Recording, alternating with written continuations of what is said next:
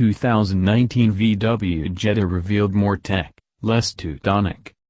Last month, I flew to Volkswagen's Arizona proving grounds, normally a secretive place verboten to journalists, to drive the 2019 Volkswagen Jetta. It was a controlled environment, and our impressions were limited. But now we have more details that paint a clearer picture of the company's volume sedan ahead of the Detroit Auto Show, where we're seeing it in person. The big news is the platform switch, with the Jetta hopping onto the MQB platform. MQB is so flexible it's almost misleading to call it a platform, since it underpins everything from the Atlas to the Golf, but it does mean the Jetta can pull goodies out of the MQB parts bin. For example, on SEL and SEL Premium trims you can get the fantastic Digital Cockpit display. Already offered on some Volkswagen and Audi products, it's an impressive sight in the cluster and surely will be a factor in some purchase decisions compared to products with smaller, less versatile partially digital displays. Outside, there are sharp edges and familiar but attractive Volkswagen trademark styling cues. LED lighting is standard in the 2019 Jetta, and the sedan has grown in every dimension. The wheelbase is 1.3 inches longer, and it's also wider and taller, although we don't have those dimensions yet.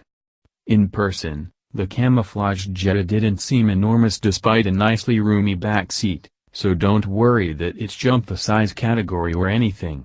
Its overhangs are indeed shorter, which is great.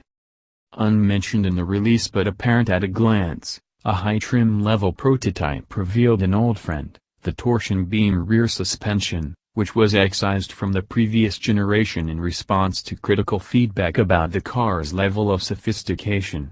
As I said in our previous review, torsion beams are very attractive from a cost and packaging perspective, and the Jetta's trunk is cavernous. VW North American engineering chief Matthias Erb told us, in a characteristic moment of frankness, that VW's reliance on turbocharged engines means it's at a bit of a disadvantage in terms of per unit cost.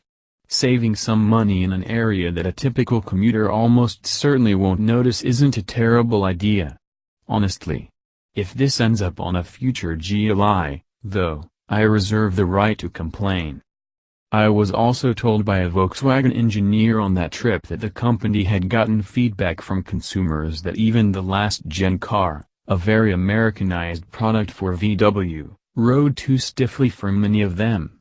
So the 19 Jetta is softer still, and even less Teutonic.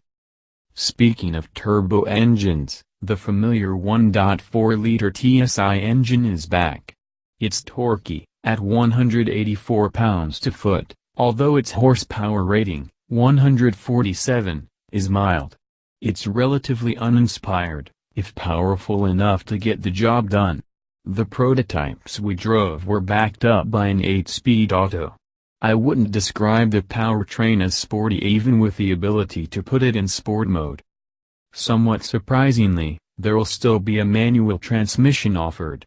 Even in Volkswagen products, one of the last bastions of the do-it-yourself gearbox, it must be a tough sell to justify federalizing a transmission that surely has a shrinking take rate.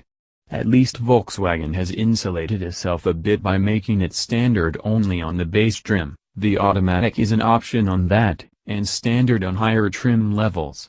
Note that there's a typical suite of available active safety features, but their options save the rear-view camera. The new Jetta goes on sale in the US in the second quarter of 2018.